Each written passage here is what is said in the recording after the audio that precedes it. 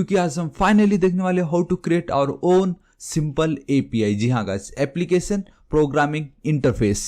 सो guys देखिए, अगर मैं आपको सिंपल भाषा में समझाऊं व्हाट एग्जैक्टली एपीआई इज, तो आप समझ लीजिए कि it allows softwares to communicate with each others. जी हाँ गाइस, अब सॉफ्टवेयर्स जो एक दूसरे के साथ कम्युनिकेट कर सकते हैं with the help of API. And जो दूसरा है गाइस, वो सबसे सिंपल एंड सबसे यूजफुल डेफिनेशन आप कह सकते हो एपीआई का, and that is API is like a service which allows us to request a data। Simple, API एक सर्विस की तरह है जहां से हम डेटा का रिक्वेस्ट कर सकते हैं। मैं आपको बताता हूँ गाइस, प्रैक्टिकल करेंगे तो आपको और मजा आ जाएगा। सो गाइस, आज हम अपना खुद का एक सिंपल एपीआई एटलीस्ट हम कैसे क्रिएट कर सकते हैं वो देखिए।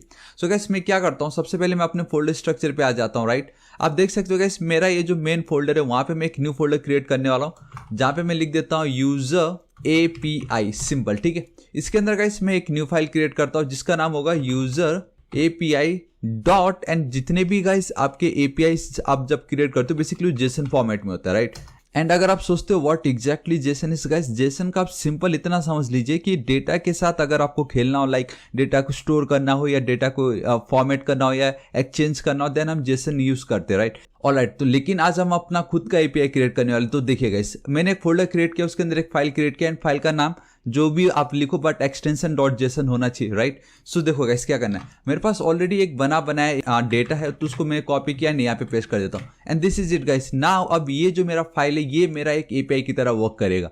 इसको मैंने सिर्फ होस्ट नहीं किया, रेस्ट सारा काम इसका एक एपीआई की तरह ही है। ठीक, एंड गाइस सिंपली मैंने इस तरीके से इसको पेस्ट कर दिया। ठीक है, नाउ ये जो मेरा फाइल है ये अब मेरा एक एपीआई की तरह वर्क करेगा। ठीक है, तो यही हमारा सिंपल एपीआई है। लेकिन अब हमें इसके साथ खेलना कैसे है, एंड मैंने जैसे आपको बताया API is like a service जहां से हम डेटा का रिक्वेस्ट कर सकते हैं। ठीक है, एंड बहुत ही ज्यादा इंपॉर्टेंट है, बिलीव मी गाइस। आप बस इतना समझ लीजिए कि गाइस आप एक प्रोजेक्ट पे वर्क करो जहां पे आपके कंपनी में जितने भी लोग हैं उन सब का डेटा इस एपीआई में आपने स्टोर करके रखा है। एंड कल के दिन गाइस अगर आपको किसी भी एक इंडिविजुअल एम्प्लॉय का अगर डेटा चाहिए तो गाइस आप सिंपली इस एपीआई की मदद से आप उसको कॉल कर सकते हो, उसके सारे डेटा को सिर्फ एक कॉल में गेट कर सकते हो, फेच कर सकते हो। तो एपीआई का बहुत ही ज्यादा यूज होता है। तो सिंपल मैंने गाइस इतना अपना जो डेटा है वो ऐड कर दिया। समझ लीजिए कि गाइस हमारे कंपनी में जितने भी एम्प्लॉयज है उन सब का डेटा हमने यहाँ पे ऐड कर दिया, ID, name, user name, email address, Padres, सब कुछ। ठीक है, इतना मेरा काम हो गया।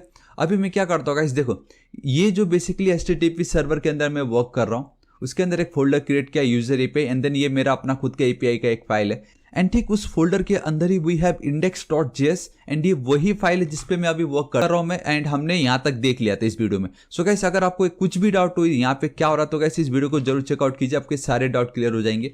ठीक है, बेसिकली यूआरएल यूज कर रहा हूं मैं। अगर मैं आपको बताता हूँ इस तरीके से, मैं गया अपने टर्मिनल पे, मैंने ऑलरेडी गाइस आप देख सकते हो सर्वर को मैंने स्टार्ट कर रखा है यहाँ पे।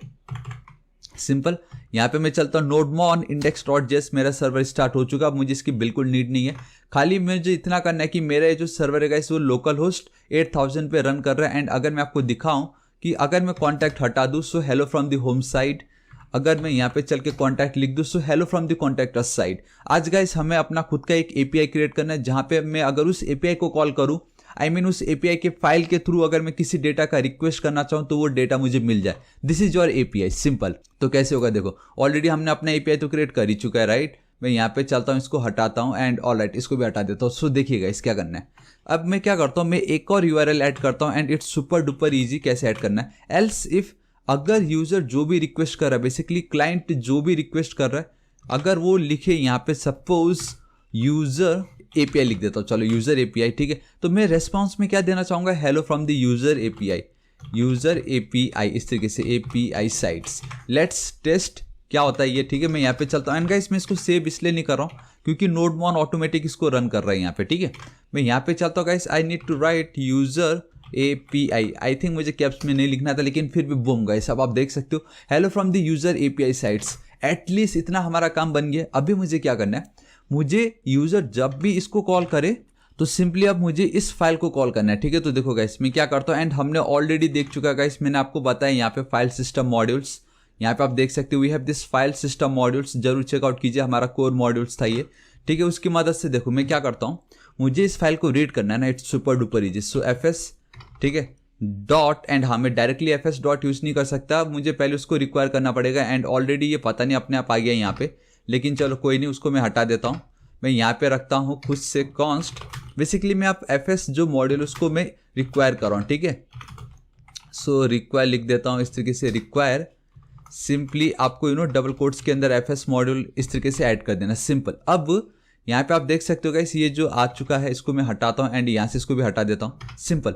यहाँ पे जब भी यूज़र एपीआई को कॉल करेगा, बेसिकली यूज़र एपीआई, सो मैं क्या करना चाहूँगा, सिंपली देखिए यहाँ पे मैं चलता हूँ fs.read फाइल एंड मैं फिलहाल के लिए अभी एसिंक्रोनस वर्जन यूज़ कर रहा हूँ फाइल को रीड करने के लिए। अब देखो गाइस ये बहुत सिंपल है, आप चाहे तो डायरेक्टली सबसे पहले हमें यहाँ पे पाथ देना रहता है कि आपको किस पाथ बेसिकली किस फाइल को रीड करना है, राइट। अगर आप ./ लिखोगे तो भी गाइस ये वर्क करेगा, लेकिन I will suggest you to go with simple. मैंने बैकटिक यूज की, मैं सिंपली गाइस मैं क्या यूज कर रहा हूँ, टेम्पलेट लिटरल्स या आप कह सकते हो टेम्पलेट स्ट्रिंग्स। हमने ऑलरेडी ES6 ECMAScript 2015 में देखा है।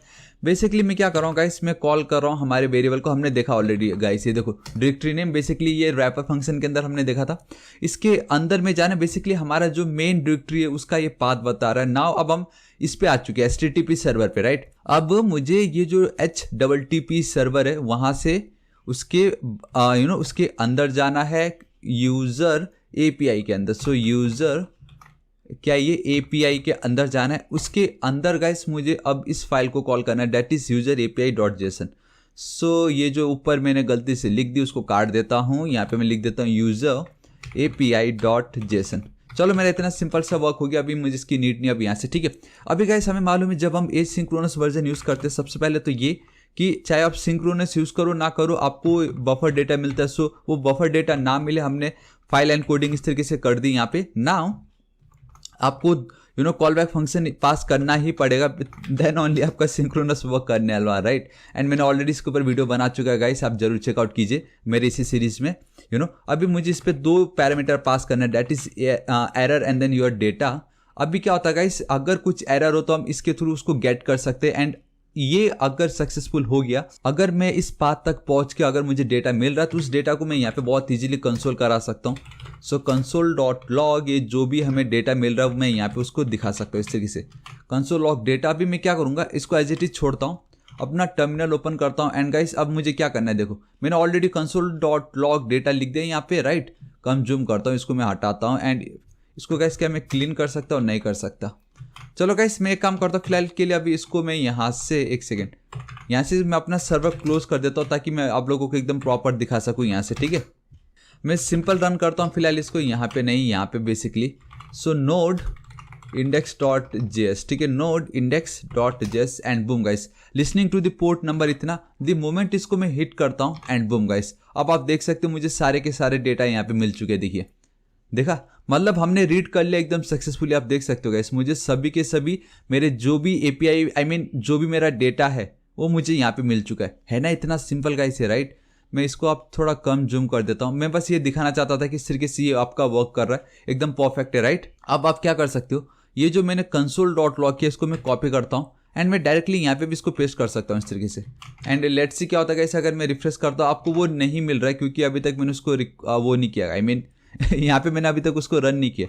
सो मैं यहाँ पे चलता हूँ इस तरीके से Ctrl+C। अब गाइस मैं nodemon यूज़ करूँगा, बैक टू नॉर्मल nodemon, ठीक है। अब अगर मैं यहाँ पे रिक्वेस्ट करता हूँ, सो गाइस मुझे एरर आ रहा है, राइट। एंड वो एरर आने का रीज़न मैं आपको बताता हूँ, डैट इज़ कि ये जो डेटा है यहाँ पे ये जो मैंने लिख दिया, देखो response.and ये जो डेटा है वो उसको गेट नहीं कर पा रहा है, राइट। तो मुझे वो गेट करवाना पड़ेगा एंड वो होगा तब जब मैं ये जो response.and है फाइल को जब वो रीड कर रहा है उसके अंदर ही मैं अगर उसको पास कर दूं, then 3 to 1 and boom guys, ये देखिए मुझे मेरे सारे के सारे डेटा मिल गए, है कि नहीं गाइस। कितना सिंपल था अपना खुद का ओन API क्रिएट करना। API मतलब यही है कि गाइस आप एक सर्विस क्रिएट करो जहां से आप अपने डेटा को कॉल कर सकते हो बहुत इजीली। देखो यहाँ पे इतना कुछ डेटा था गाइस, इसको अगर आपको शो करना होता ना जाने हम क्या करते, लेकिन सिंपल इतना लाइन ऑफ कोड एंड हमें सभी के सभी डेटा मिल चुका है, ठीक है। एंड हाँ गाइस एक और चीज, इनकेस अगर आपको कभी भी अपने API को यूज करना कि वो परफेक्टली वर्क करता है या नहीं, राइट, तो सिंपली ये देखो जहां से मुझे ये API मिल रहा था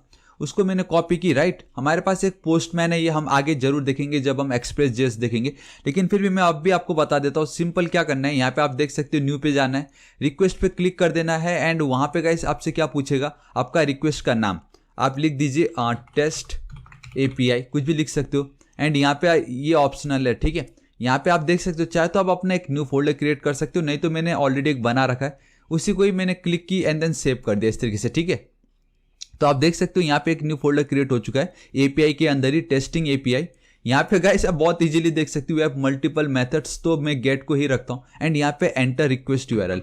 ये जो यूआरएल है जहाँ से मैंने कॉपी की थी अपना एपीआई, अगर मैं सेंड कर दूँ यहाँ पे इस तरीके से, जस्ट टू मेक श्योर कि ये वर्क करता है यानी, एंड बूम गाइस ये देखिए आपके सभी के सभी डेटा आपको यहाँ पे मिल चुका है। सो ये बहुत ही ऑसम है। मतलब अगर आपको कुछ भी एपीआई हो ना, आई मीन चाहे आपका कोविड का हो चाहे नेटफ्लिक्स का हो, जो भी एपीआई हो, अगर वो वर्क करता है यानी सिर्फ चेक करना हो डायरेक्टली यहाँ पे गाइस आप इस तरीके से एंटर कर दीजिए। आपके अगर डेटा यहाँ पे दिख रहा है इट मीन्स आपका वो एपीआई वर्क कर रहा है, सिंपल, ठीक है। ये हम आगे जरूर देखेंगे, आपको टेंशन नहीं लेना, लेकिन फिर भी एक इंटरेस्ट बना रहे बोल के मैंने आपको दिखा दिया। मैंने आपको दिखा दिया गाइस अब अपना खुद का एपीआई कैसे क्रिएट कर सकते। API is like a service जहां से आप डेटा रिक्वेस्ट कर रहे हैं, हमने डेटा रिक्वेस्ट किया भी, सिंपल, ठीक है। अब एक और चीज मैं आपको बताता हूँ, दैट इज कि गाइस अगर आपको चाहिए कि मुझे सिर्फ और सिर्फ इस फर्स्ट वाले का नाम चाहिए, मैं कैसे करूंगा देखो। तो सिंपली गाइस सबसे पहले तो कॉन्स्ट, तो सबसे पहले गाइस मुझे ये जो डेटा मिल रहा है जेसन फॉर्मेट में, मुझे इसको ऑब्जेक्ट में कन्वर्ट करना है, आई मीन जावास्क्रिप्ट के ऑब्जेक्ट में। सो कॉन्स्ट ऑब्जेक्ट डेटा, मैंने आपको बताया था गाइस मेरे प्रीवियस वीडियो में, मैंने जहाँ पे कंप्लीट नोड जेस आपको बताया किस तरीके से जेसन के साथ आपको खेलना है। सो जेसन डॉट पार्स आपको लिखना है एंड देन आपको ये जो डेटा है यहाँ पे पास कर देना है। This is it. Now guys simply मैं क्या करता हूँ, इसको करता हूँ कॉपी। अब देखो मैं अगर आपको बताऊं ये हमें डेटा किस तरीके से मिल रहा था, ये एरे ऑफ एन ऑब्जेक्ट है, समझ रहे हो मैं क्या कहना चाह रहा हूँ। ये देखो एरे ऑफ एन ऑब्जेक्ट। तो सबसे पहले गाइस मुझे ये जो फर्स्ट इंडेक्स नंबर है उस पर जाना पड़ेगा एरे के।